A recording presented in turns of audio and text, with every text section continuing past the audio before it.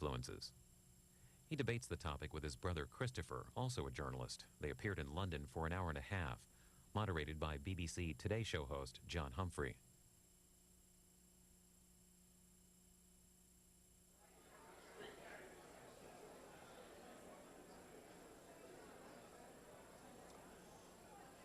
Good evening. Good evening. Well, so this is what the new establishment looks like. I know that because I read it in the Observer at the weekend. It must be true. It used to be that the old establishment read the Spectator. Now, we are told, they read Prospect magazine. So you, whether you know it or like it or not, assuming you read Prospect magazine, of course, are the new establishment. Wonderful. You can smell the power from here.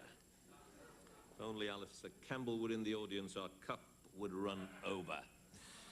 I have a sort of small apology to make. We had hoped that tonight would be a sort of really fierce knock 'em down, drag 'em out, no prisoners taken, no quarter asked or given, punch up. Sadly, the leadership of the Conservative Party couldn't make it. So you got this too instead. The Hitchens brothers. The important thing, I think, is that there is a brilliant new book to form the heart of our debate tonight. Scintillatingly controversial, daringly provocative, superbly written. An intellectual tour de force that's already beginning to change the way we all live our lives. But enough of my book. We should... Just for a minute you thought they didn't, you Hitchens? Just not for a second. No. It didn't fool me either. No, it didn't fool me. No. Well, I thought it was worth a try. They're on sale outside. All of them are on sale outside. Very few of mine are left, unfortunately, so only the first few will... yeah, it's true. It's true. There's the rare unsigned. Thank you. Yeah. Is that going to be the standard, though? Because I have to say that is...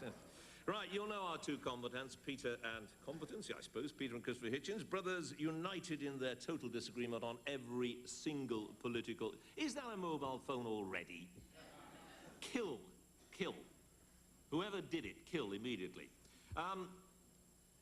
Rather than me tell you about them, because you know about them, I'll let you tell, or them tell you about each other, just with a couple of quotes from them. This is Peter on Christopher. If there is anything worse than a young conservative, it is an old reactionary. The Western world is infested with paunchy radicals.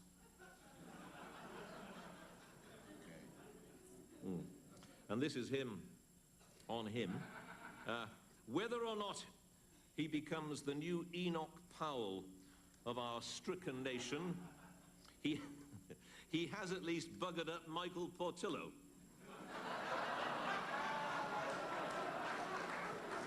Which is a better day's work than I can claim to have done lately. But we have, of course, only a word for that, don't we?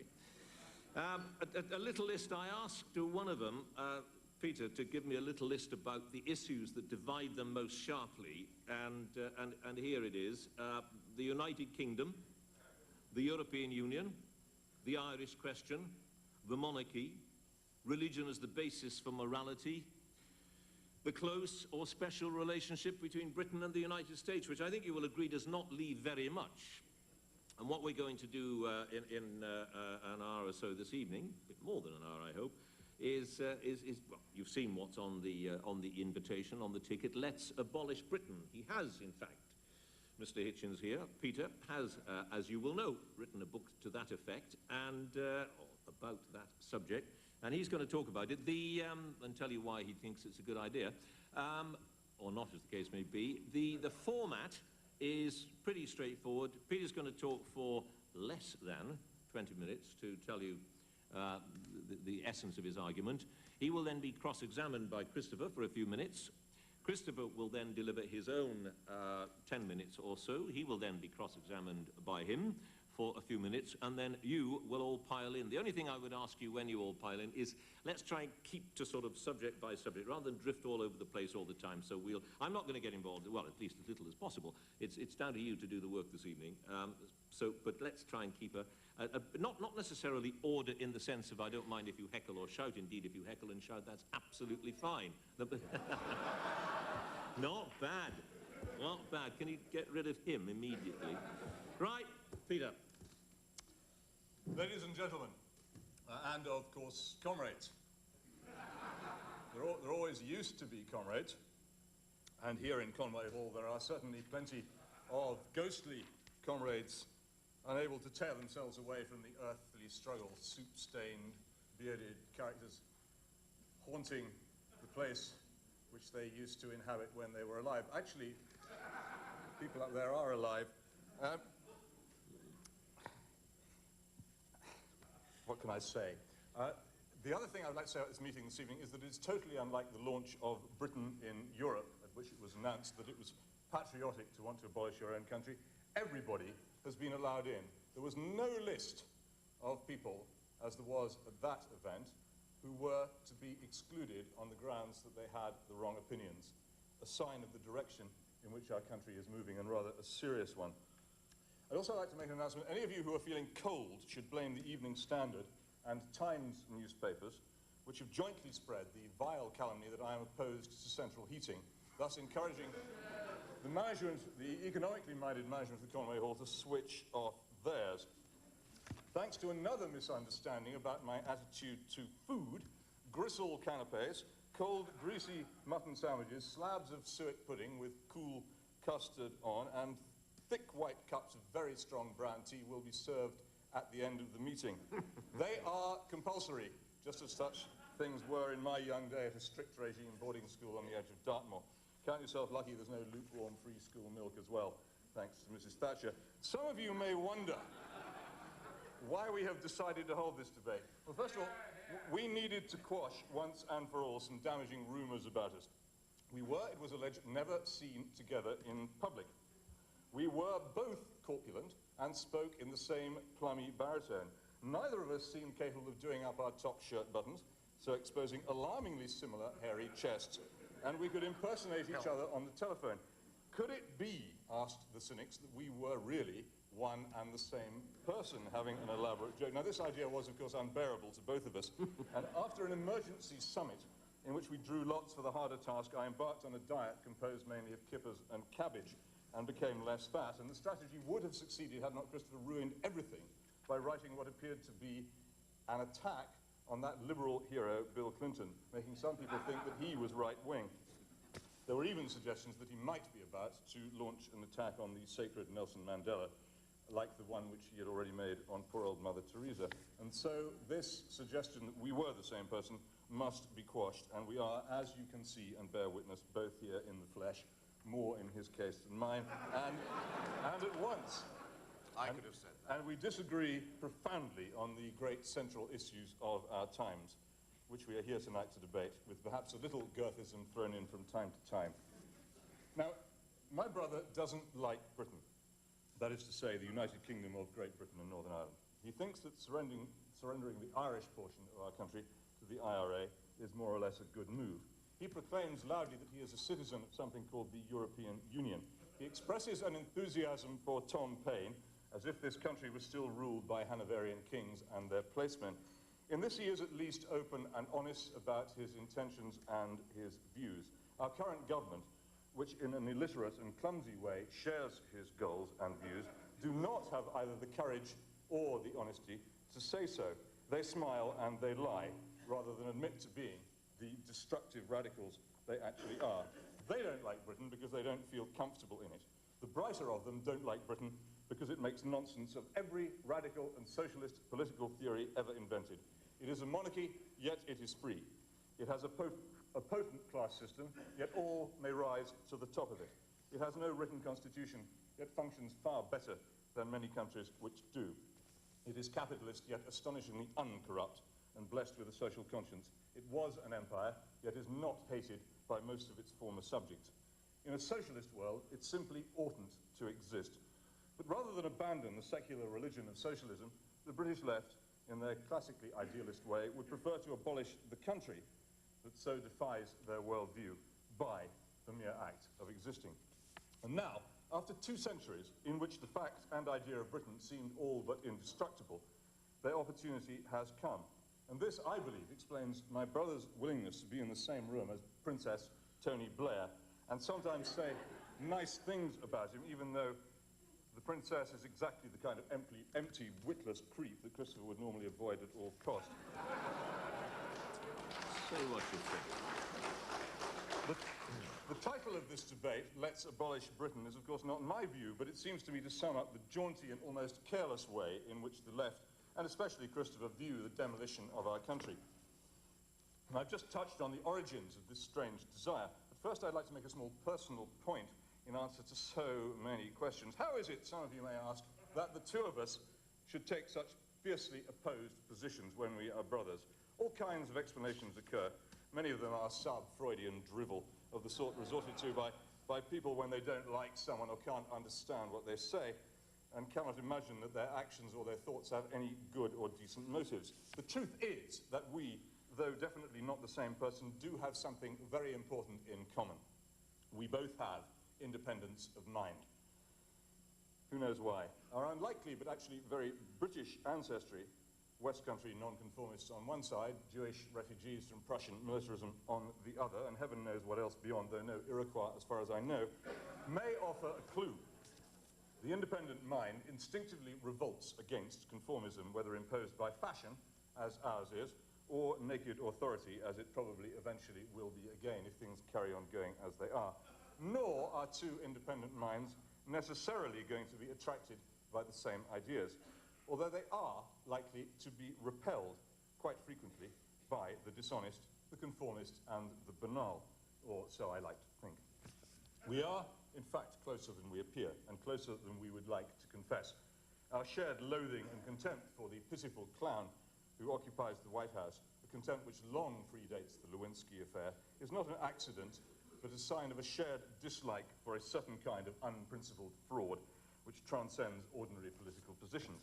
It may even be that some of the things I say this evening appeal to some of you on the left, though you wouldn't care to admit it to yourselves or your friends, because if you did, you'd never eat polenta and sun-dried tomatoes in this town again.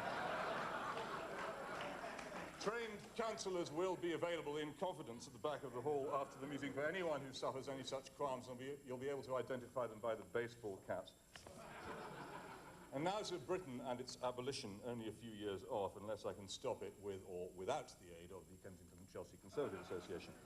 There used to be in our house, during our childhood, a thin book containing a longish poem by an American, Alice Duer Miller, called The White Cliffs. It was popular here and in the USA during the early, deadly, dangerous years of the Second World War because of its role in reminding Americans of their links with Britain and British people of their links with America. And this was despite the strong resentments which many Americans felt towards a country they still viewed as snobbish, narrow, and haughty. It is now forgotten. I cannot, alas, find it in any lumber room or garden shed, and only these lines of it remain at all well known. I am American bred. I have seen much to hate here, much to forgive, but in a world where England is finished and dead, I do not wish to live. The point was that England, as Britain was too readily known then, stood for a certain set of values which were treasured by all free peoples. The country did have its faults, but in spite of them, perhaps even because of some of them, it had been able to give the world ideas, customs, traditions, poetry, liturgy, scripture, understanding, law, reason, tolerance, valor, generosity, and in that year of 1940, hope. Yes, this was the country of the workhouse and the Irish potato famine and the Amritsar massacre, but it was also the country from which had come the ideas which created the United States of America and which had repeatedly sustained freedom against its many enemies. Something similar comes to mind if you read George Orwell's account of his turmoil at the same moment of our history. He, like Alice Duer Miller, had seen much to hate. In fact, nobody hated the British establishment of its time with more genuine bile than Orwell. And yet, even as he railed against the beetroot-faced hanging judge, who symbolized so much of what he thought was wrong about Britain, he recognized that this fearsome and in some ways repulsive character was also utterly incorruptible. And he recognized that this country was, though full of unfairness and division, a family which he believed had the wrong members in control. Writing as Britain waited naked for invasion in the winter of 1940, he was full of utter contempt for his fellows on the left who would not join the national struggle. Thanks to the Molotov-Ribbentrop Pact of 1939, many British socialists did not join the war effort, and some actively sought to sabotage it. It was his disgust for them which caused him famously to make the remark, which is the key text of my book, £15 at all leading booksellers. England, he said, is perhaps the only great country whose intellectuals are ashamed of their own nationality. In left-wing circles, it is always felt there is something slightly disgraceful in being an Englishman, and that it is a duty to snigger at every English institution, from horse racing to suet puddings. It is a strange fact, but it is unquestionably true that almost any English intellectual would feel more ashamed of standing to attention during God Save the King than of stealing from a poor box. When he wrote those words, the intellectuals were a tiny and unimportant group, lost in the remote worlds of literature and scholarship. In the decades after the war, when the country was struggling to recover from damage, poverty, and disruption, those intellectuals were to enormously increase their influence in the civil service, in Parliament, the universities, the schools, but above all in broadcasting. Their strength in these places was partly due to the great expansion of bureaucracy and state education during the war and after it, partly to what I see now as a loss of nerve and a failure of courage on the part of those who used to run this country. For many years, the supposed establishment of ruling class had not really believed in the things which they professed to believe in and which once made our country so unique. They'd sneered in secret at the Christian faith, which they felt was something for the servants, and they thought themselves too clever and sophisticated to be ruled by something as medieval as a monarchy. They despised, in private, faithful lifelong marriage, constancy, and continence. The First World War, meanwhile, had swept away many of those who would have kept faith with the past. These, in all classes, were those who were volunteered first for the battle and who were most swiftly and thoroughly eaten up in the great cannibal meat grinders of Ypres, the Somme, Loos, and Passchendaele. The betrayal of the British common people in 1916 did terrible damage to patriotism and faith. The devastation of the old governing class did similar damage to the strength and self-confidence of the elite. The influence of the intellectuals during the early years of the Second World War was, thank heaven, small, or we should have lost it. But the war itself made these people much more important.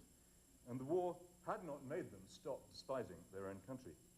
Their enthusiasm for the battle only began when Hitler betrayed his great ally, Stalin, and invaded Russia. Retrospectively, they sought to discredit the behavior of conservative, patriotic Britain between 1939 and 1941. The fantasy that the left had always taken a strong line on Hitler while the Tories were secretly hoping for an alliance with National Socialism was widely spread and is still widely believed. And people who hold to this view are still surprised to learn the grubby truth that, for instance, in 1934, a year after Hitler came to power, the Labour-supporting Daily Herald denounced the national government's modest white paper setting out the first steps to rearmament as an insult to Germany. That the Labour Party in Parliament voted against the expansion of the Air Force, which just in time led to its equipment with Spitfires and Hurricanes. That Labour in Parliament actually voted against military conscription in April 1939 after the German army had occupied Prague. I mention these facts not to defend Neville Chamberlain or Stanley Baldwin from the charges made against them, that one was fooled by Hitler and that one was too afraid of pacifism on one hand and the Treasury on the other to rearm in time. These charges, in my opinion, are proved. I simply want to demolish the myth that the left was interested in defending this country for its own sake before 1941. It was already disloyal, and its eventual support for the war would be based on Soviet patriotism, not British. The left had objected to rearmament. Why? Because it claimed to fear that the weapons would be turned on the Soviet Union. Its foreign policy was to seek alliance with that Soviet Union, which would have required appeasement of Stalin instead of appeasement of Hitler. And I don't quite see how buying peace by handing Stalin Latvia, Lithuania, and Estonia would have been morally superior to buying it from Hitler by handing him the Sudetenland or Poland, or, frankly, much more reliable. Then something momentous happened. Just as a war for national survival against Republican France destroyed the radical left in Britain's Napoleonic era, a war for the survival of European liberty, a Cold War, but a war nonetheless, sent the left scuttling to the margins of politics, from the Berlin airlift all the way up to the fall of the Berlin Wall. During the years of the Cold War, serious radical leftism was rightly, in my view, kept away from government power, especially from foreign policy, except, that is, in the Secret Intelligence Service, where Kim Philby and a band of others kept the Anglo-Soviet flame of friendship alive and were subsequently apologized for and excused by many in the cultural elite who would never even have shared the same postal district with anyone who'd spied for the Nazis. But during this time, the great expansion of the full-time intelligentsia continued. The end of the war was the beginning of the growth of higher education and broadcasting, even taxpayer-funded art, in which the ideas of Bloomsbury, which Orwell had so much despised, flourished. At the same time, the waning powers of British patriotism, once sustained by empire and military success, faded, leaving many vacuums at the top of society. No conspiracy was necessary, and none took place. The new took the place of the demoralized and apparently discredited old. The left came to power in the education industry, in the civil service, in local government, in the arts, in the churches, above all in television. It even came to power in the Conservative Party, which operated for years as the Labour Party with one, well, lung, and is now struggling with itself to recover its principles. During the puzzling, double-edged period of Thatcherism, the new establishment were almost visibly enraged that they did not control the government. They ran everything else. Why not that too? Oddly enough, Mrs. Thatcher, for reasons explained in my book, eventually helped them into power. The end of the Cold War gave the left their greatest chance. Suddenly, for the first time in a century, it seemed safe to give the left, the anti-British, Republican, intolerant, liberty-disliking Committee of Public Safety left that had been held in check, mainly by working-class patriotism for so long, it gave them true power. This was not the 1945 Labour Party, whose trade union supporters were more British than anybody in this room. It truly was a new Labour Party, a party of Bloomsbury morals, against family and tradition, against our national history, against the Northern Irish Protestants, suspicious of the United States, not because of its radicalism, but because of its conservatism. And above all, it grasped, even if it didn't understand, that the European Union was the foe of the United Kingdom, and that the two could not coexist for long upon the same patch of soil. So they chose, with unerring instinct, to support it. Here was a new anti-British supranational state with which they could fall in love, ruled by an unelected Politburo called the Commission, bolstered by a central committee known as the Council of Ministers, and adorned with a fraudulent Supreme Soviet called the European Parliament. When it began planning to launch its own ruble as well, their delight knew no bound. They wanted to be in it, and I think they were wrong. I think they've been wrong for years. I think they have made a terrible mistake, even by their own lights. This is not a perfect country, never has been, never will be. It now makes shameful conquest of itself, but it has been better, both for its own citizens and for the world, that it existed at all. The nation-state, in my view, is the largest and best unit in which it is possible to be unselfish to any real effect. To throw it away is to destroy much more than a flag and a name. Without it, and increasingly we are without it, vital things die. Civility, family, morality, language, restraint, kindness. And some months ago, I suffered a nearly Kerstlerian coincidence. I'd spent the day exploring a dismal and hopeless housing estate where almost feral children of 12 and 13 roamed in criminal gangs. My attempts to interview them had ended with one of them hurling a stone with considerable accuracy and force at my head. On my way... You see what they like? Don't be like that. You see what they know where to put the razor blades in the potato. They always did. On my way home, I turned off the main road to visit the lonely church near Hardwick Hall where Thomas Hobbes is buried. And as I drove rather gloomily away from this spot, I switched on the car radio to hear a recording of W.H. Auden, who's not on the mobile phone, I take it. W.H. Auden reading these lines from The Shield of Achilles, which seemed to me to prophesy the meaningless, history-free, immoral and cultureless wilderness which we have created for ourselves through the abolition of all we have and are. Let me just read them to you. A ragged urchin, aimless and alone, loitered in that vacancy. A bird flew up to safety from his well-aimed stone. That girls are raped, that two boys knife a third were axioms to him who'd never heard of any world where promises are kept or one could weep because another wept. Thank you.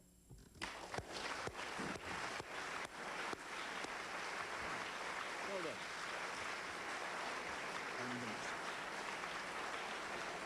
18, really.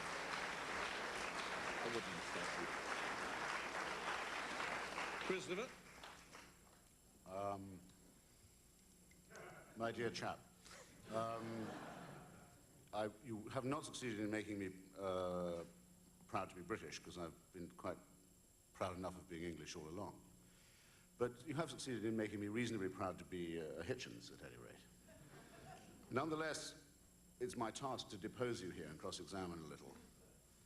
And I want to ask you first, because I know, and you've just proved, that you choose your words with care and value the language. You say we're met here in Conway Hall, which is named for Moncure Conway, the great secularist and rationalist who wrote the finest biography of the great Thomas Paine, who started the revolution that we're still continuing, not against the Hanoverians exactly, but against some of their habits of mind and assumptions of rule, trying to re-export the ideas of Paine back from the United States, where I think no one would deny that they planted the real possibility of a constitutional republic. And in your book you say, and I'm proud to be in this hall, in a hall named for him. I've been to many dreadful sectarian evenings in this hall in my time. Came to have a punch-up with the fellow travelers at the Ho Chi Minh Memorial meeting, if you want to know how much, you want to know how far back all this extends. But you, on page 155, I direct you to, you describe, in the tones of, in which Evelyn Waugh describes the high, insolent dome of Brideshead. And by the way, Mr. Waugh noticed children with faces of ageless evil, even in Scoop. Are you going to make this question? Yes, I am, which showed that the discovery of juvenile delinquency... It's a weather forecast in a minute, you have to hurry on. I think might show that the discovery of juvenile delinquency is not a new one. But you say of our great national institutions, great fortresses that withstood Tom Paine and the Luftwaffe. Would you now want to take that back? No. Then would you like to justify it? Yes, National Socialism has the same root as all other socialism. Prolonged and stormy applause of the Stalinist.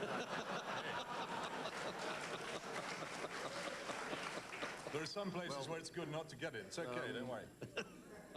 Okay, well, I know when I'm licked, at least up to a point. Let me ask you another question. I'll make this one quick, or terse, or pungent, as Mr. Humphreys would probably say. I think it's on page 308. I don't actually have the note in front of me now. You say that it really was a terrible mistake and that the United States decided to halt what you describe as the British, but was in fact an Anglo-French, actually cooperating with continental snail and horse-eating types, I might add. Anglo-French-Israeli invasion of Egypt in 1956. You say it was a terrible thing that invasion was stopped by General Eisenhower, President Eisenhower. Do you hold to the view that the Suez invasion is the sort of thing for which we should be nostalgic? I don't think many people would say that the Middle East was a better place as a result of the vacuum which resulted from the failure of Suez than it would have been if we hadn't successfully intervened. No. I'm wondering if I'm allowed a supplementary. One more. No, I think I'll let that stay as a statement. Golly is all I can say. Well, in that case, you can do your 10-minute comment. One more. Do you think it's a sort of invasion of privacy, or a kind of rape of everything we've ever held dear, or as they used to say in Private Eye, everything we've held most often? That citizens, or if you prefer subjects, anyway, residents, legal residents of these islands, can now, if thwarted in a search for justice or redress here, take their case to the European Court of Human Rights and overturn a British denial of that? I think it's very peculiar that people should expect better justice from a court made up, in many cases, of retreads from communist Eastern European regimes than they would in their own courts, yeah. That'll do it. Your turn. Well, I think I can, well, that also means, I might add, ladies and gentlemen, comrades, friends, brothers and sisters, that I can be brief in my rebuttal, because I think those were clarifying answers. I think you'll agree. When I had a debate down the road at the Central Hall, Westminster, a few years ago with Alan Clark, the late Alan Clark, who Peter hopes to replace in Parliament, and I must say I wish him well. I think that Kensington and Chelsea Conservatives would be mad to pick anyone else if they want to put the fear of the risen Christ into the Blairites.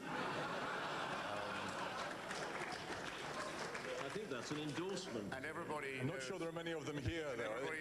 Everybody knows why they wouldn't be frightened of Portillo, and everyone can see it.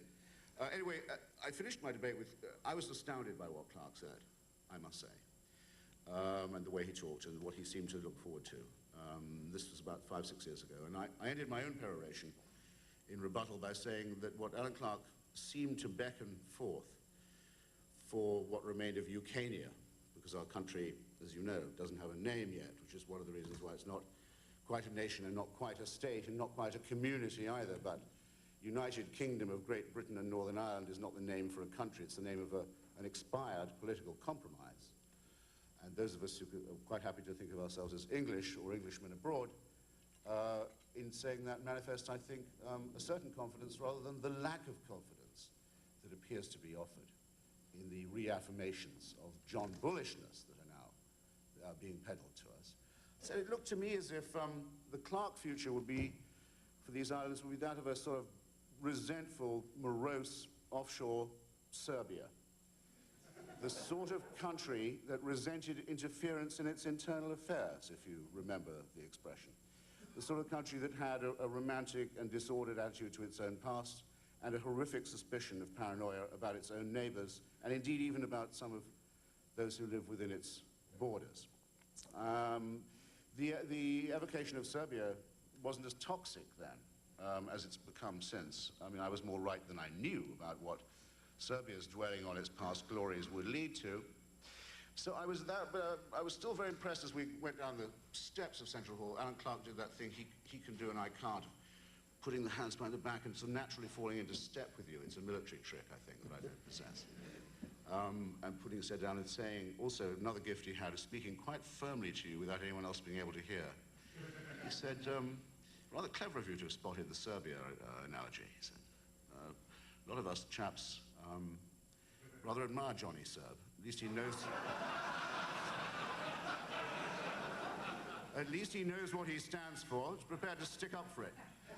Well, I'm not going to say where I think all that has led or could lead, and I don't think in an audience like this I have to. I, of course, must ask myself, I'm obliged to ask, could it be that Clarkey was joking, or was it another case of a true word spoken in jest? This is the kind of speculation that Peter spares one. You know he means it. There isn't any of that, carry-on with him. Now, I've not come here, as I hope those of you who've known me for a bit will trust, to offer any counsel of complacency. Don't believe in counsels of complacency. But I have a short list of things that have never worried me in the least.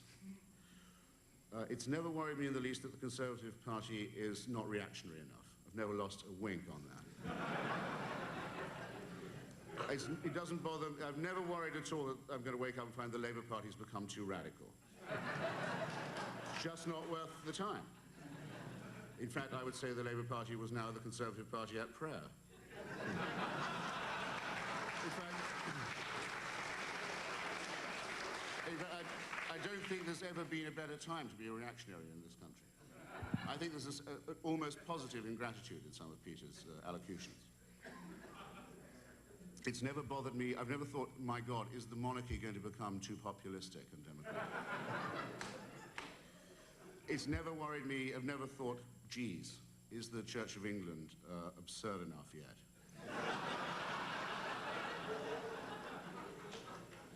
And for the reasons I just gave, because I feel the confidence that all Englishmen are born with, even if they come from parents or a parentage that's partly non-English and refugee, never really bothered me that the name, the Ukanian name, the compromise name, the name of a historic compromise, an exhaustive historic compromise, might become a bit more disunited. I feel I can live with that. I have friends who are known Welshmen.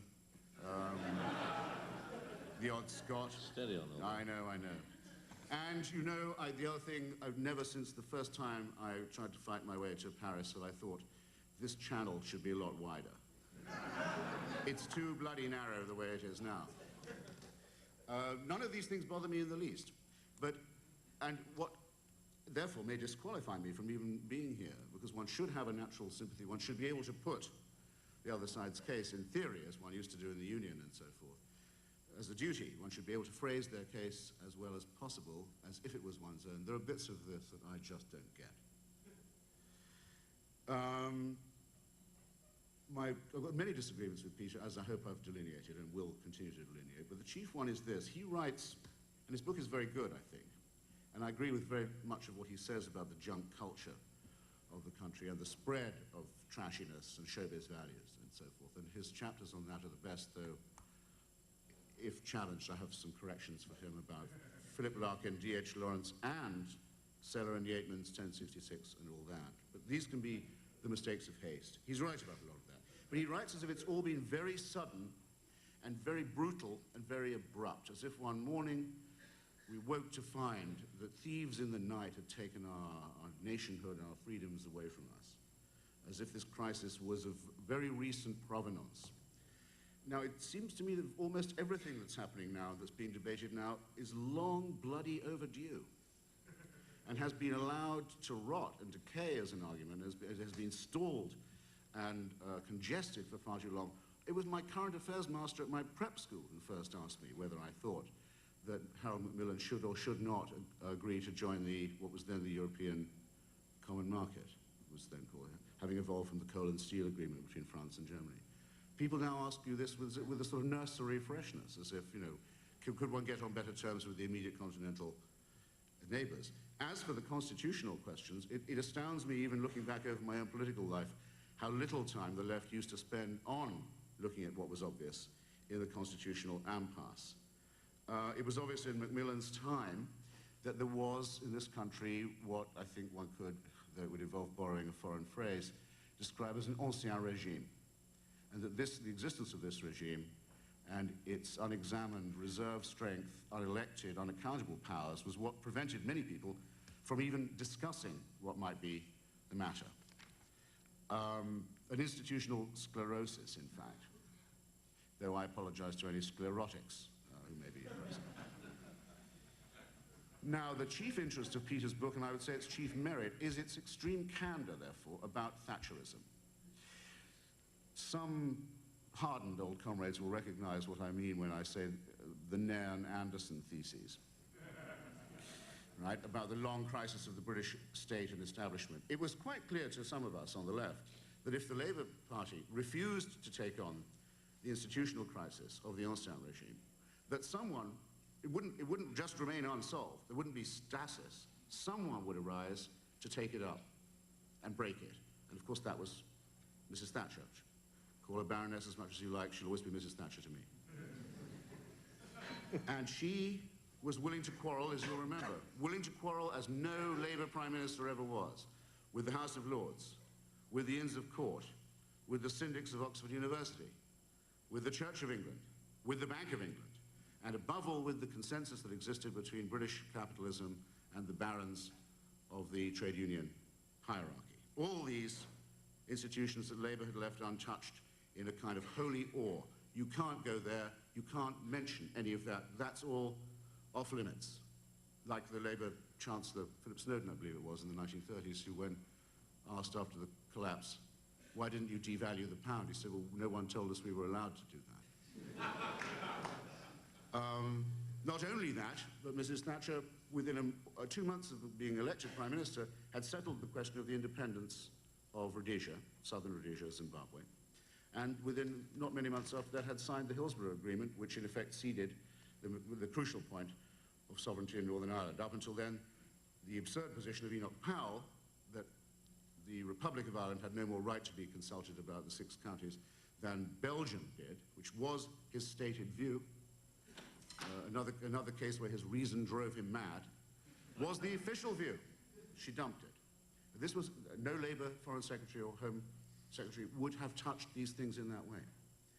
So it's very honest of Peter to say that the real problem is Thatcherism, because if you are really, he gives up the honourable title of Conservative. He even repudiates the, I think, dishonourable title of Tory. He wants the mantle of reaction. And if you're a real reactionary, you do have to say that Thatcherism is the problem. And that Evelyn Waugh was right, and that the real disgrace is the clock hasn't been turned back. My only difficulty with that, not my only one, my main one, the one I'll settle on, is not so much whether we should argue about whether it should be turned back or whether it could. I just simply believe that it can't. But the revolutionary element in Thatcherism, its confrontation with the ancien regime, in other words, is still a hinge event of our politics. And now the reactionaries are faced with the consequences of a Tory revolution, which they know they can't blame on political correctness.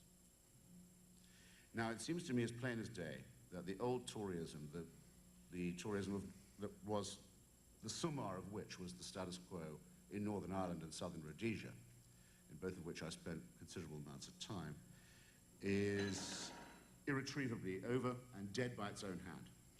Isn't it also plain that the remaining institutional integuments, of which those were extrusions, the monarchy, the Privy Council, which I still believe as a small reform could at least decently be called the Secret Council if we're going to speak English and honour our native tongue. Just call it the Secret Council and see what happens to your perspective, however. The Privy Council, the Lords, and the confinement of Scottish and Welsh and Irish affairs to grand committees or to police control are dysfunctional. They just don't work anymore from the establishment point of view. They've simply, as Americans would say, ceased delivering. They don't fucking work, and haven't for a long time. And as the founder of Charter 88, I'm glad to see some signatories of that, I mean, one of the original signatories here, I've thought that that's been obvious to a lot of people for a long while. The partition of Ireland, for example, as with the other British imperial partitions of the subcontinent, of Palestine and of Cyprus, has had nothing but calamitous and sectarian effects, and as with all these partitions, will lead either to another partition or another war, or both. And the sooner that this difficulty can be adjusted, the better. And who is to say that this has suddenly been sprung upon us by a conspiracy within the establishment? Who is really going to say that the contrary is not true, that we've been putting off this question and many others for far too long, and are now living with the consequences of that promiscuous, idiotic, institutionally conditioned ancien regime procrastinations? I'm approaching, I know what you're thinking anyway. Now these changes, institutional and social ones, need some delicate management because they are capable of setting people against one another and of arousing jealousy and resentment and so forth. They need, in other words, careful handling. We don't want borders to be redrawn between Wales and England or Scotland and England. And we don't, it's nice to take water for a change.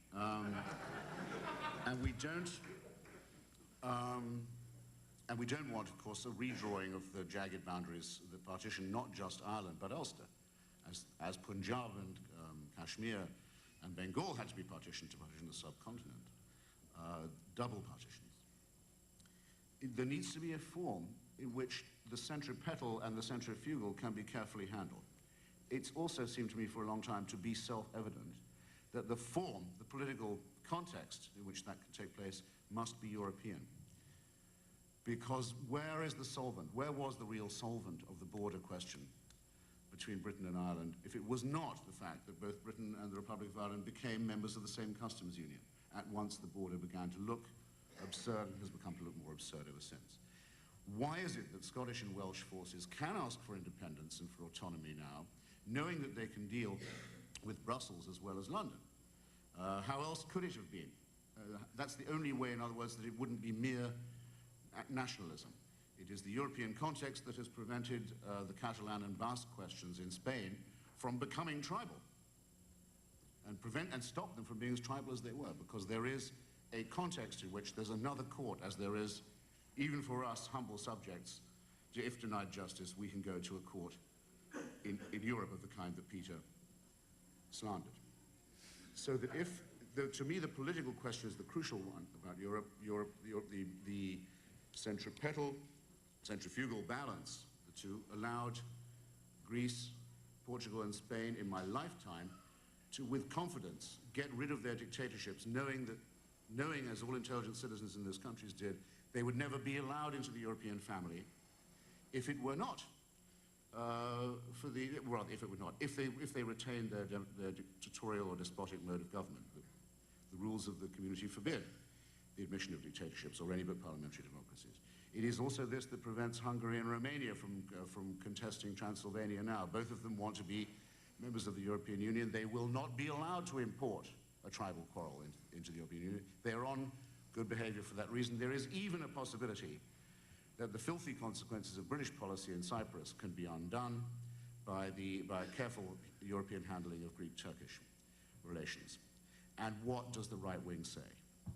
We don't want to do business with foreigners. We don't want them interfering in our internal affairs. We reserve the right to say to the extraordinarily sober and disciplined and decent and conscientious political class in Germany, we don't know how lucky we are to be dealing with such people. We reserve the right to daily visit upon them the crudest and most vulgar and hateful insults. And we reserve the right, as Mrs. Thatcher did the other day, to reward their patience and Europeanism. A country that openly says we want a Europeanized Germany, not a Germanized Europe. We want to enlarge Europe, so to speak, to restrain ourselves, to contain ourselves and our history, to speak of them in the most spiteful and nauseating terms, and to say that only English-speaking countries have played a civilized role in Europe in this century. Where does this arrogance come from? How is this demagogy permitted? This is the British version of fascism. I think there must be many people living in Holland now and Belgium, well, I'll just say this, John, maybe very many people living in Holland and Belgium still to this day who could have done without the Anglo-German naval agreement of 1934, which allowed the Nazis to build a gigantic fleet and encouraged their own rearmament. I think there is a hideous, I make the direct allegation that there is a hideous, vicarious superego at work in the minds of the late Alan Clark, who after all a tremendous Germanophile, of the Tory historians like Chatterley and the others who have a secret admiration, actually, for the Germany that Britain defeated.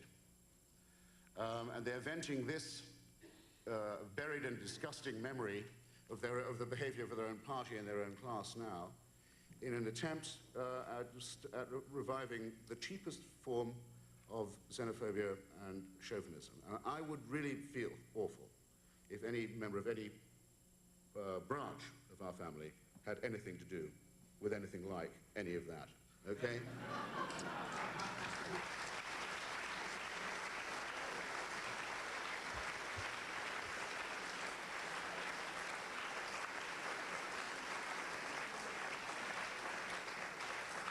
Peter?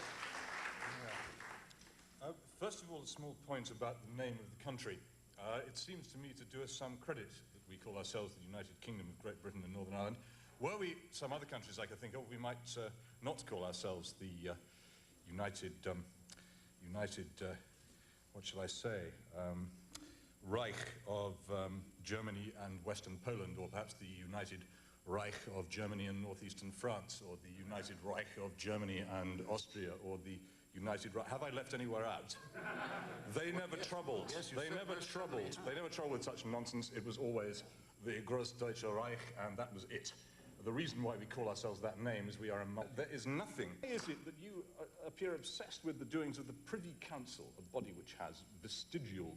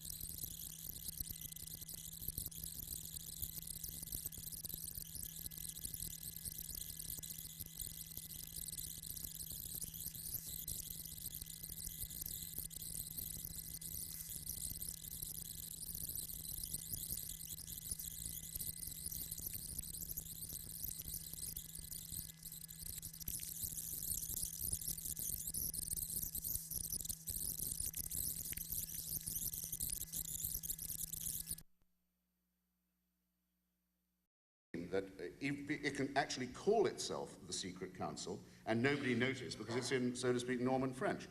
That's all I was talking about. Now, there are lots of outfits that whose deliberations I'm not allowed to invigilate or attend or know of. Bank of England governors is one. European Commission is certainly another. BBC Board of Governors. The Board of BBC Board of Governors would be another. Of course, the Board of no multinational corporation will admit me to take its minutes. So yes, but you're missing the point. They're all under the scrutiny of a parliament which you can elect and dismiss. The European Commission is not. Actually, well, then it's the matter of whether you'd scrutinise Parliament by select committee, but there is a European Parliament, which it is true. No, well, wait. There were times when this Parliament of ours had not gathered to itself the powers to invigilate the absolutist rulers of this country, and it's certainly true, it seems to me, it's commonplace on the left to say that the European Parliament must acquire and take unto itself powers of this sort and mount a struggle of that kind. But it is on that terrain that the struggle will take place, and you want to move it back across the cliffs and under the... Another question, Peter. No, just one other. You said you never wished the channel to be wider. Wouldn't you have preferred it to be wider in 1940 than it was? No, absolutely not. I mean, well, for two reasons. One is it's now, I think, being conclusively shown that there was never going to be an invasion, none was meditated. And the other is that if there was going to be one, I think you quote the man who reassured Parliament about Bonaparte. Said, "I do not say, my lords, that they cannot come. I say only that they cannot come by sea." Well, that wasn't the way they were going to come.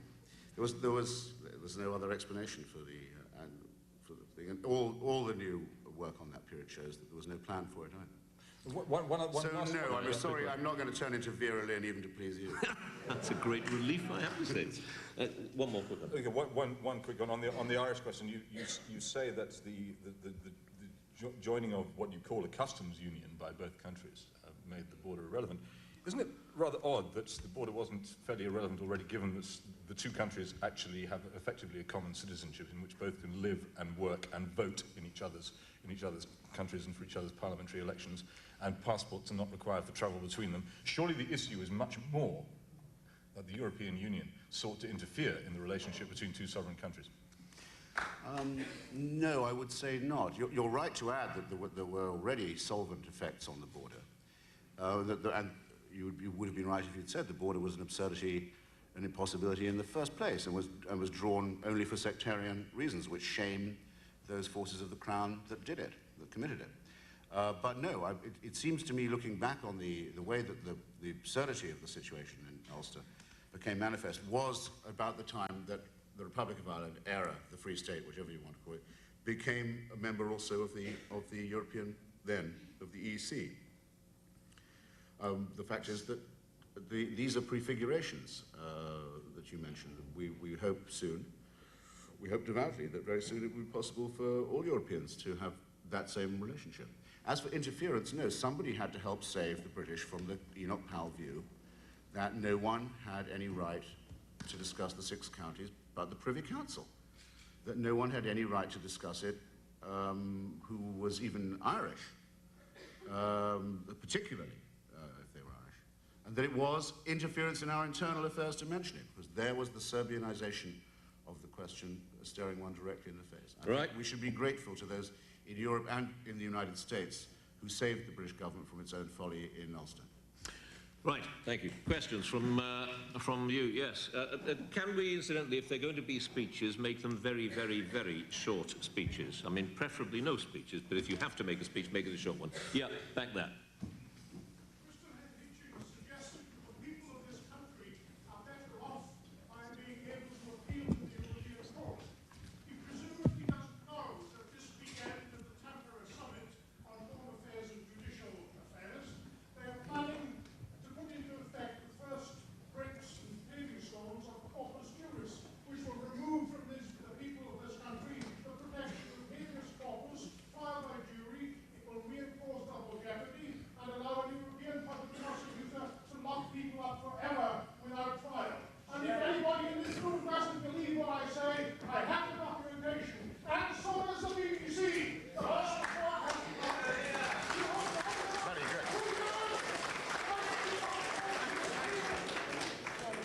BBC actually did an interview on the subject last Sunday afternoon at 12:45. So there we are. If you'd watched that instead of reading your documents, you'd have known. But there we are. Off you go. Peak time is over for the Peak important time, subject. precisely. Peak time for the people. I think it's an absolutely corking question. And I would sincerely like to see the documentation of that. And I have some people I'd want to show it to, too. All right. But it's so far, it does come as news to me. Back. Yeah.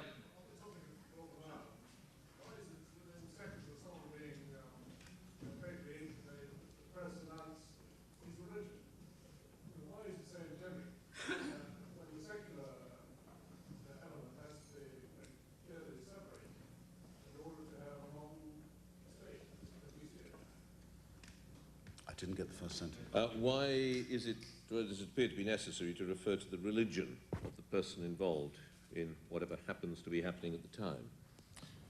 Well, that's a simple journalistic point. This is a war of nationalities, and by identifying the religion, if you like, of the victim, you identify nationality. It has no other significance. It happens.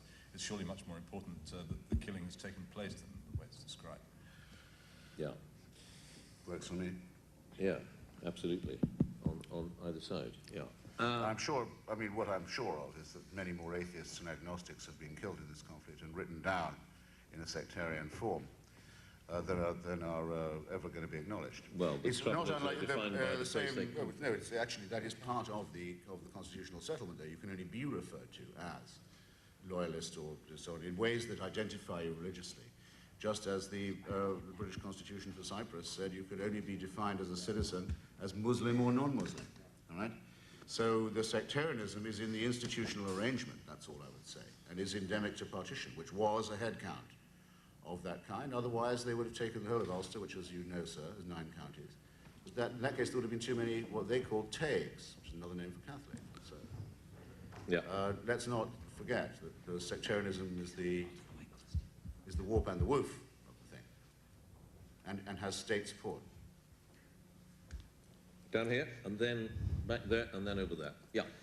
How can you equate your enthusiasm for democracy in Europe and for democracy generally, this is to Christopher Hitchens, when Romano Prodi told our distinguished chairman in an interview on the record that the unelected commissioners of Europe would become the government of Europe? And the second part of the question to Peter is, how can you equate your enthusiasm for William Hague when William Hague is still a member of the London Europe Society, which is a pro-European federalist group, and he has never actually said that we will keep the pound forever? I don't quite see where your Toryism fits in with William Hague. Can I deal with that quickly? Yeah, So go on, Christopher can do because so. I want to know how much enthusiasm for William Hague you have. As an old-fashioned Anglican, I don't have enthusiasm for anything. It's not allowed. You're not dismayed by your leaders or perhaps your leaders' views? I only ever admire actions, not people. It's much safer that way. People always disappoint you. All right. Yes, there was a question back there, yeah. Yes, I just wanted to say that I'm a Francophile myself, and a neonatal... I start here. Hang on, I'm sorry, I do beg your pardon. Let me interrupt you a second. I forgot that it was a two-part question. And the first part of that question, which was addressed to Peter, was about Romano Prodi, saying that he regards the Commission as being the government of Europe. And it's absolutely true that he does refer to the commissioners as being the government of Europe. No, it's a horrendous question. I just didn't want to seem as if I was dodging it. Oh, so you're not going to answer it anyway? No, of course I mean, and it has traces even of skepticism in it, though. It reminds me of people who would say to you during the Cold War, don't you realize that only the other day the General Secretary of the Communist Party of the Soviet Union openly said that in 20 years they'd have conquered the whole of Western Europe? You know, here we have the documents and so on. I think it sounds like a vain remark made by a rather vapid person to me. I mean, what's the status of his claim? How could he enforce it? He's the president of the point is, if there are, he's the temporary, he's the present locum tenens of the thing.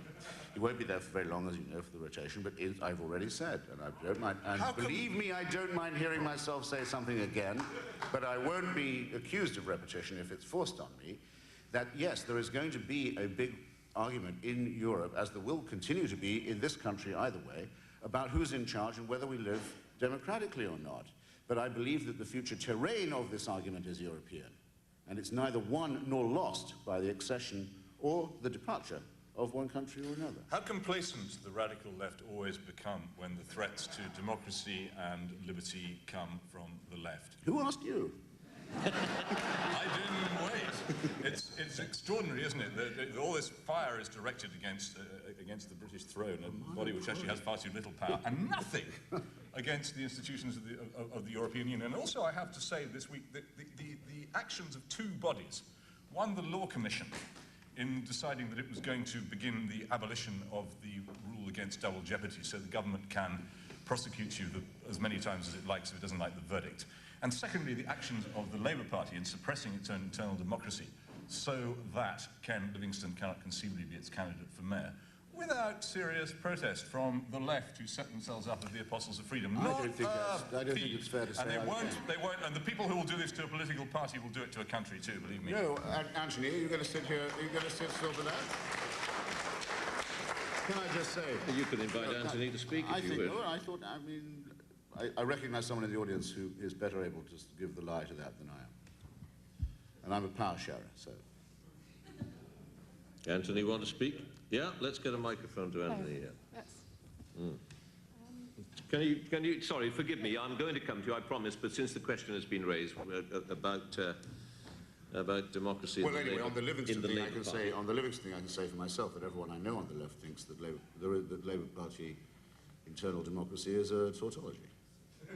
They still vote for them. And always has been, by the way. No. Anthony. I think in terms... Is this on? Yeah. The issue in terms of the British Constitution and the way in which the present government in particular is simply has inherited a framework hollowed out by Thatcherism and is now basically has made it is sort of levelling, whether it's the House of Lords, whether what you're saying, the way in which they're proceeding over double jeopardy. I mean, obviously these are outrages, and the idea that the left is sort of sitting there quietly trying not to protest about this is a grotesque caricature. And so far as what the government, I mean, I write as somebody who, you know, protested as loudly as I could over what has happened in Wales, and I can't believe that they have taken Wales to be such a triumph that they're now going to try and impose it on Londoners. But I think that there is even a chance, the irony of the situation is that, well, I've heard Blair standing, I mean, manifestly kind of realizing that he was sort of trying to pull a fast one, saying, I was elected on an electoral college, this is Omov.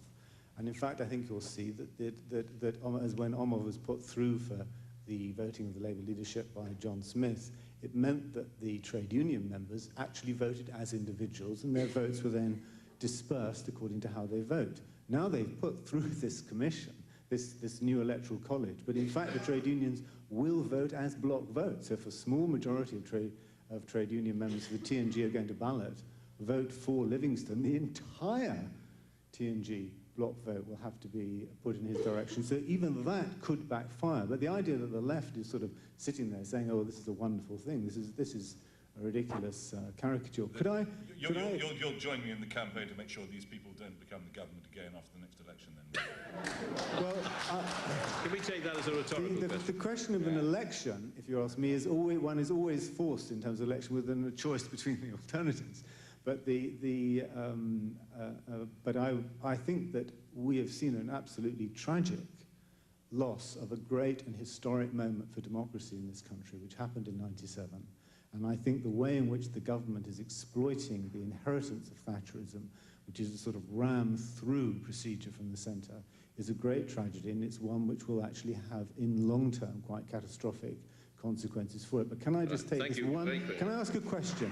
Well, no, because I promised that the woman at the back there that she was going to have a question. Can I do it later? You can certainly do it later, but I promised that woman and then somebody over there in the back row. Yeah.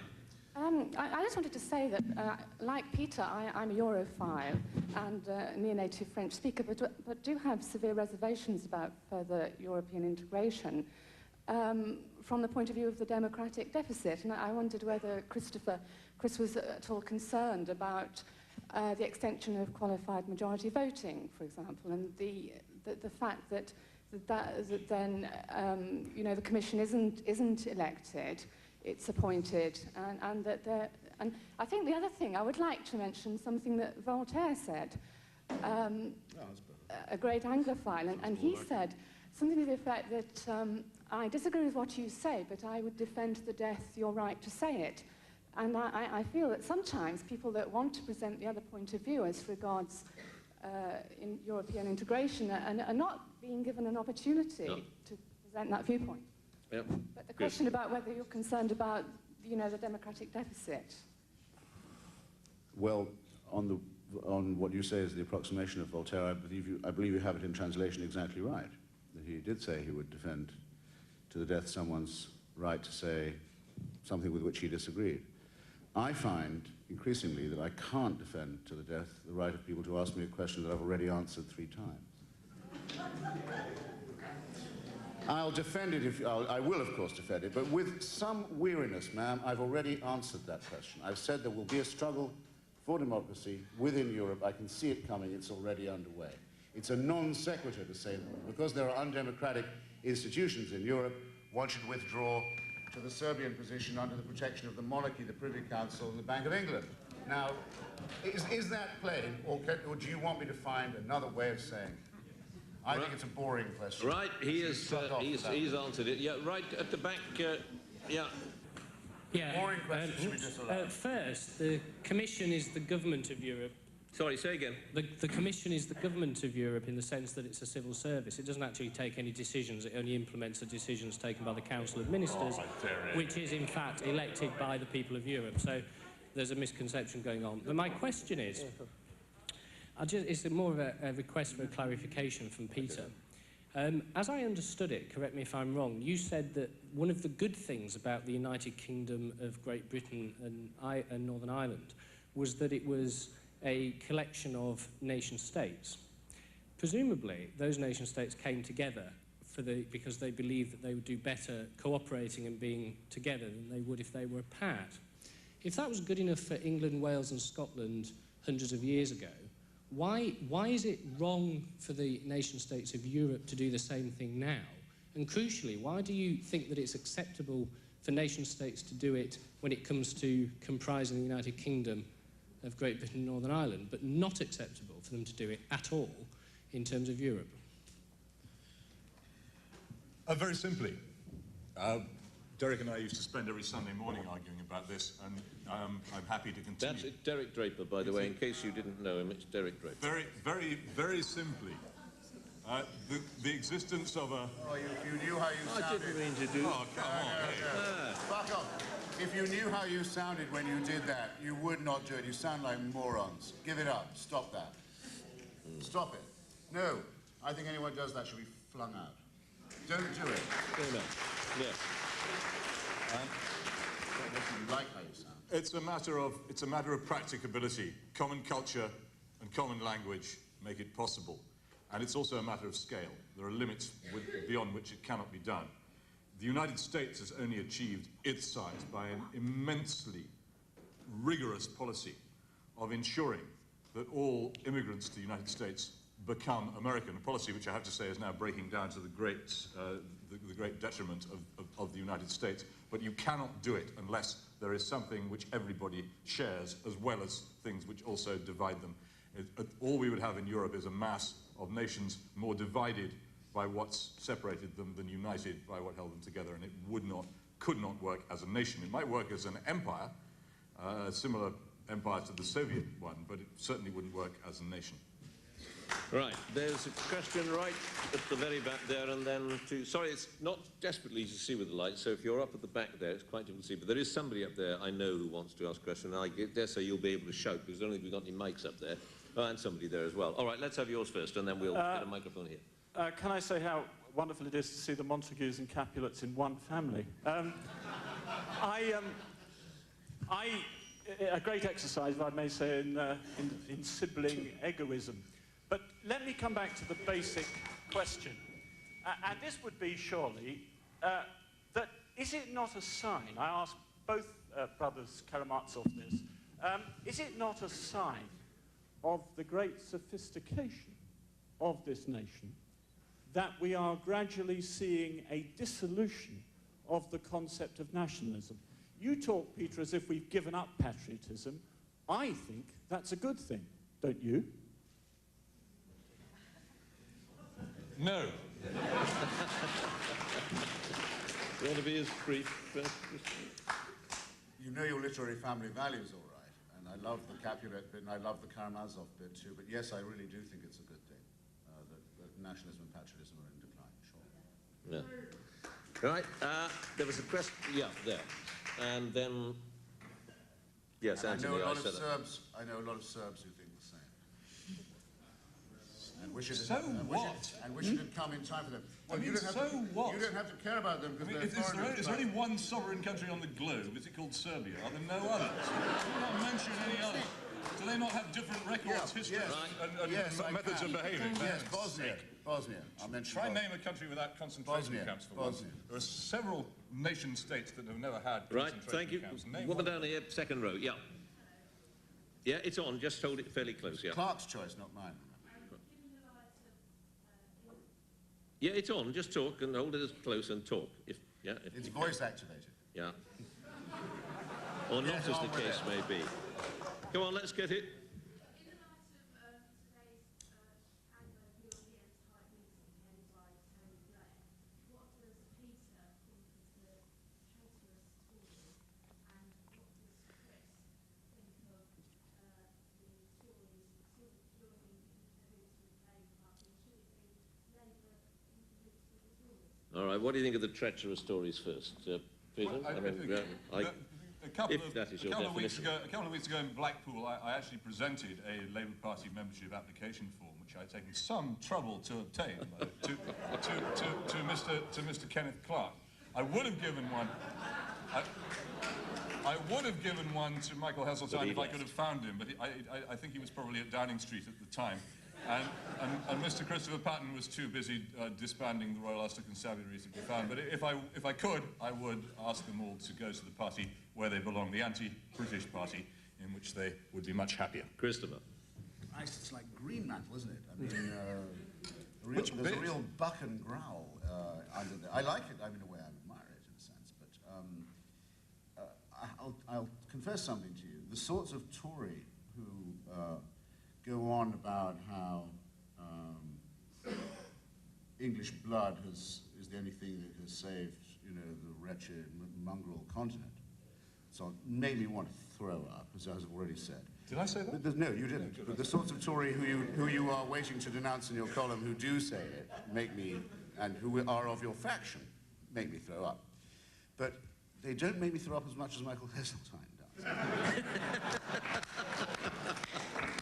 Call it visceral, call it a prompting from, I've always thought, I can't understand it. How did he ever get into Parliament? How did he ever get chosen? How did the next selection committee pick him? How did he get picked for the cabinet? Why do people like that and Mandelson and Portillo just keep coming back all the time? Yeah. Where do we find such men? And I'm sure they speak highly of you. And since Patton came up, when Patton said he thought he'd never live to see the day that Heseltine could be pelted with cocktail sausages and peanuts, I thought, well, I didn't think I'd live to see the day either, but since fratricide is our subject, I don't mind fratricide of that sort among the Tories. Yeah, Anthony, make it a short one, please. We've got a lot of people. I just wanted first to say that I agree very strongly with Hitch that the great battle for democracy is make it a question, please. The question is something which is about the title, which is about what do the two brothers think about the future of Britain? And it seems to me that what Peter is saying, if you tried to say that if what you said became policy, Scotland would leave the United Kingdom. The people of Scotland, who themselves have a nationalism, not a sort of visceral sort of nationalism of the sort perhaps that you are, but nonetheless quite a profound and important nationalism, would not accept to remain part of a United Kingdom govern. So are you for that? Is this the kind, you are arguing for the breakup of Britain in Right, effect? And so far as Hitch is concerned, he said, right, we don't want to redraw the borders, but in effect, how, given the dynamic that's taken place, given what's happened since the sort of, what I call the constitutional interruptus of Labour's sort of partial devolution, surely that border is being redrawn. Right, Peter first. Am I for it? No, I am absolutely not for Scotland leaving the United Kingdom, but as a Democrat, I believe that if that's the decision which they make, I have to allow it to happen. I would do everything in my power to prevent it from happening. My first memories are Scottish. That's the part of the United Kingdom in which I had my first consciousness of being here, and I don't feel that it's a separate country. But if people there wish it to be one, then there's nothing I can do to prevent it. I hugely regret the disgusting use of this government of the device of the referendum, a device which is banned in one European country, quite rightly and admirably, the Federal Republic of Germany, because they know what referendums are for, and one of the things, therefore, is for bullying parliaments and making unrepealable government action. So we can't go back on it, even if we want to. I regret that. But I think that the issue is actually going to be decided by whether or not we allow ourselves to be bamboozled into joining the euro ruble. If we are, then of course the United Kingdom ceases to exist and Scotland becomes a dependency and vassal of Brussels instead of part of the United Kingdom, as do all the parts of these islands. So it's over. But if we can prevent the euro ruble, then it's possible that we might be able to rebuild the union again. I don't know. I'm filled with gloom about the future. I think most things are likely to go wrong. It doesn't mean I want them to go wrong. Right, Christopher. Perhaps I should say that I wouldn't mind the title of Eurosceptic, or if it hadn't been so disfigured by these terrible xenophobes. If, for example, what the gentleman at the back said about double jeopardy and the European law turned out to be absolutely true, or could be proved to be true, I would change my position. One of the strong reasons I've been wait, I'm talking hypothetically. Okay. All right, it's a thought experiment. Do you understand? If that were the case, I would have to revise my opinion, because up until now, one of my strong Europhile feelings has been that I'd rather face the European Court than the House of Lords if it was a matter of justice, right? And that's a very strong part of my present case. If that turned out to be ill-founded, I'd have to rethink it. The same if the way in which various kinds of integration and regional questions were addressed were to be crude or opportunistic. But I still feel that the terrain of the struggle is a European one, and that one should take one's stand on that ground. And that, I think that's actually been sufficiently demonstrated. There used to be people on the left, actually there still are, who's, although it's funny Peter never stresses them, quite a number of them in fact, who say, well, we don't want anything to do with Europe because it's a club of capitalists. Well, actually the United Kingdom could be perfectly well described as such a thing, if that's what the objection is. So I think one should avoid non sequitur, one should avoid tautology, and one should allow hypotheticals. Right. I think that would clarify debate. At the back there, up the top, and then we'll come down here to the front. Yeah, you've been... Thank you. I'd like to respond to Christopher's point about Ulster and Ireland. But you'll respond with a question rather than a comment, won't you? Because, yeah. Yeah. First of all, is he aware that the 9 county Ulster he refers to was an artificial creation in Tudor times? That Ulster has at various times been a lot smaller than it is now. And would he not agree that to say you cannot call Northern Ireland Ulster because it no longer contains Cavan, Whitehaven and Donegal is as pedantic as saying you can no longer call Germany Germany because it no longer contains Alsace, Lorraine and Danzig? Well, I certainly wouldn't agree to the analogy, but of course all these things are historically grounded and limited. I just felt that those who had partitioned Ulster had less right to call themselves the Ulster men than they thought they had. And given that those who have ever looked at the least count of the Boundary Commission and how it conducted itself during partition and how it deliberately drew sectarian boundaries, could, I think, make an honest disagreement with that.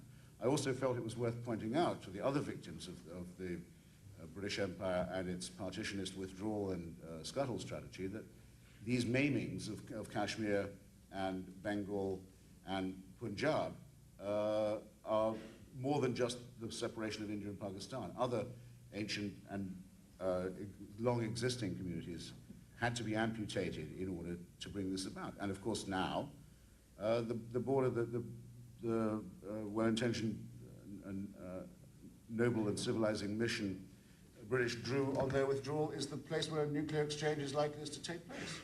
Right. Yep.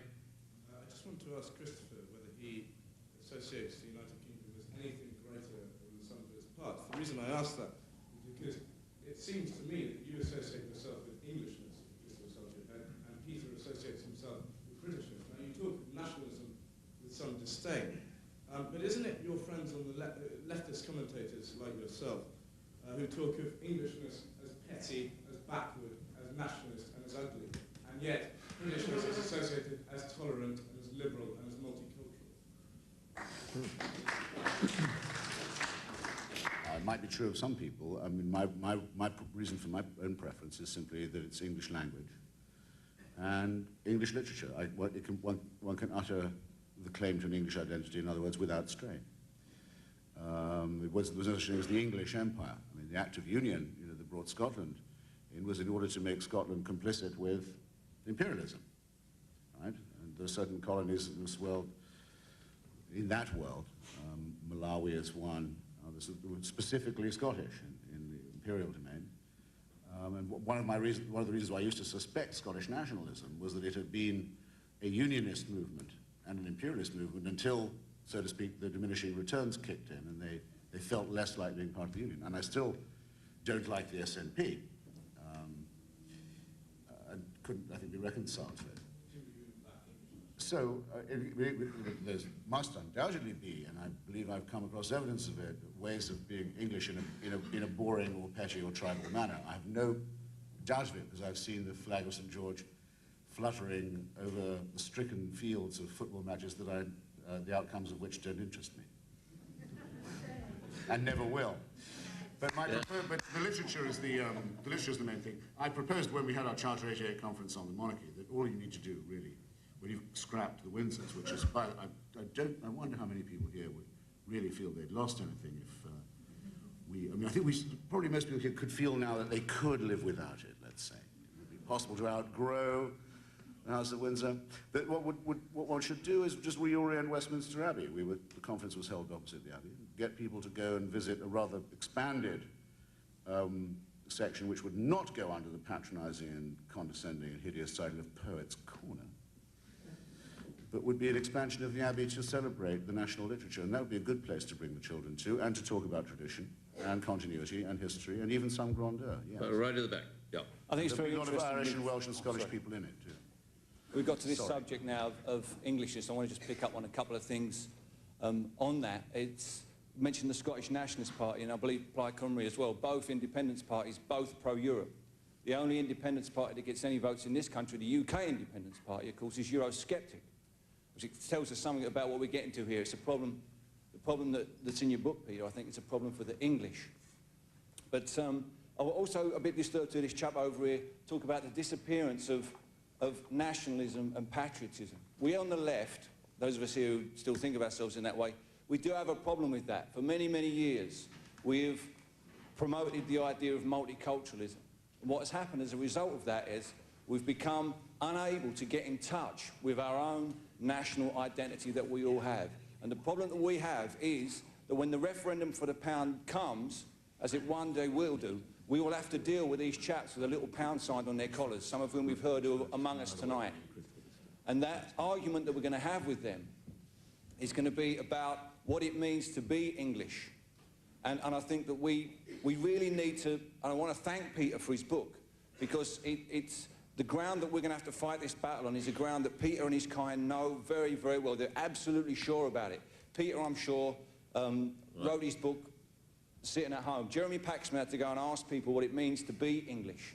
We have to again ask ourselves these questions, because if we are going to fight these people, and by these people I mean people to whom, there are some of us to whom 1940, the 1940s is a very important decade which have many lessons for history which we can learn. but there are some other people like Peter to whom the worldview of 1940 is still true and still exists and still motivates them day to day. The point is that we are going to have to, from our own ideas and our own identity, create a sense of Englishness that is inclusive and that is patriotic, because if we don't, people like Peter will say who is English and who is not English, and it will be based on the colour of people's skin. Right, quick one. No, just deal with that, and then if you want. I'm sorry, I really can't actually follow the logic of what you say. We seem to me to have a perfectly... We seem to have a... All right. Well, I wonder if anybody else has the same problem as I do, but whether or not they do, we seem to me to have a perfectly tolerant, democratic and free society in existence as we are. Why should anybody want to replace it with anything else unless their motives are malevolent? All right, well, to counter you again, Billy, I'm sorry. I'm going to take one more question, and then we're going to get them to do 1 minute. The last question, yeah. Guy there, yeah, that's it. And then they're each going to do 1 minute to close. Yeah. My question is for Christopher Hitchens. I agree with you that a nation is a good thing, but I'm not sure whether the English nation actually exists anymore. Well, do you really think it does? Well, I guess that might even lead us to the the final minute from each of them, because since we're supposed to be debating, we've gone all over the place, but that's fine. I mean, it's not the most simple topic, abolishing Britain. It does open up rather a lot of avenues. I'm going to give them a minute each to tell us their views as a final thought after all of those questions. I wish we could have had more time for questions, but we're already an hour and a half, so there you go. Are you first this time, Christopher? Oh, okay, thanks. Anyone who's spent as much time in Marxist politics and company as I have, I mean, has learned, well, a number of self-taught painful lessons, one of which I think certainly would be to beware the use of the word inevitability. In many ways a very un-Marxist concept, but sometimes overused by Marxists.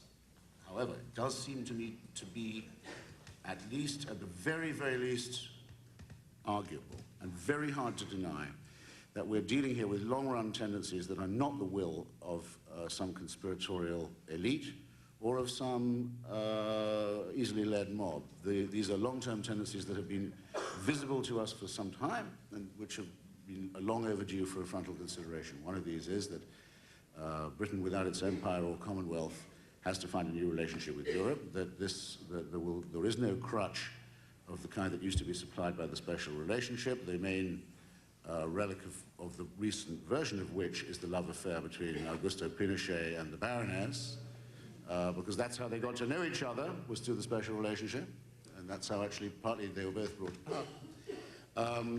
That when you've excluded certain alternatives or certain possibilities, some things become inevitable. I think that in parallel with this, or at least, parallel's another word actually I've learned to distrust from the same stable, but comparable to it in historical time is a discovery that our antique institutions were dysfunctional.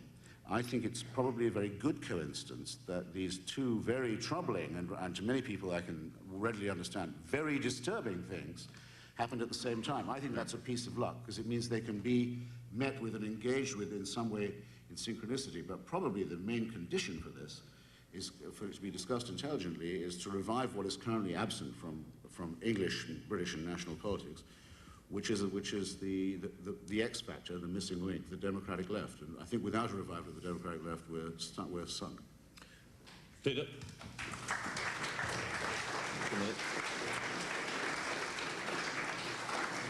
Again, I have to appeal to George Orwell, who once described rather well in advance of it ever happening, New Labour as an assembly of escaped Quakers, vegetarians, birth control fanatics, Marxists chewing polysyllables and Labour Party backstairs crawlers. And I think they were in there too, yes. Sandal-wearing fruit juice drinkers. Yeah, they're now among us in huge numbers, taking over everything in sight and running the country, and they are not our friends, neither yours nor mine. what he said that socialism should be about was, I haven't noticed you liking fruit juice, what he... If it's mixed with scotch. What he said socialism should be about was justice and liberty. And these are objectives with which I should think everyone in this room would profoundly agree.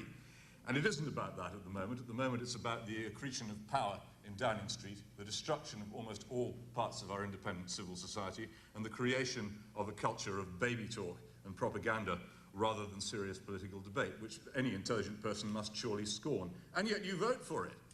I don't understand it. You vote for the destruction of the things that you love. You support a party headed by an empty vessel who doesn't even understand the speeches that he makes and has to retract them half an hour afterwards because he's discovered that people don't like them. Who thinks, to my own personal knowledge, that they speak Brazilian in Brazil. This is the real Dan Quayle we're dealing with here. You support this outrageous, manipulating government, and you stand aside and say, well, heavens, is there such a thing as corpus juris? Is there actually a threat to habeas corpus? Is there really going to be a European federal police force? Well, yes, there is. And is there a European Commission which doesn't actually have any responsibility to any parliament? Well, yes, there is. And is the European Parliament going to restrain it? Of course it's not. Just go and examine the thing. It is a supreme Soviet. And you sit there and you support things which are inimical to everything that you believe in. And what's more, while you're doing it, you support the demolition of civil behavior. You support the demolition of the married family, of the education system, which the left in this country can hang its head in shame for having demolished systematically through the actions mainly of Anthony Crossland, who swore that he would close down every bleeping grammar school in the country. All these things you do, and you look at the consequences and you say, let's have some more of this. How can you possibly want it?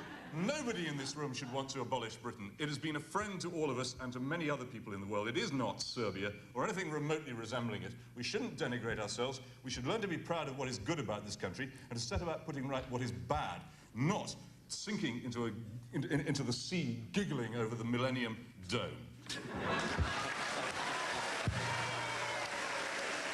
Right.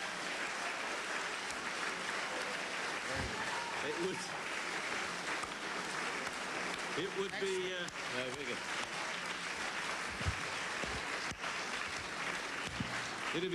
It would be very silly to have a vote, bearing in mind that I suspect most of you had a fairly clear idea of how you felt when you came into this room. But no, I won't have a vote. I'll ask if anybody who's changed their minds during the course of the debate, put your hand up.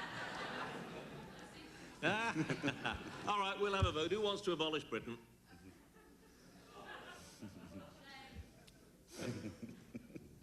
All right, who doesn't? You see? There they are. Hands up. Who doesn't want to abolish Britain? Who thinks it's a stupid motion? Who thinks it's a stupid motion?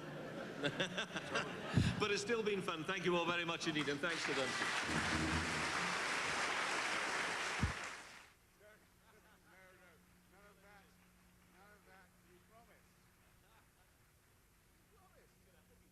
Christopher Hitchens is a journalist and author based here in the U.S.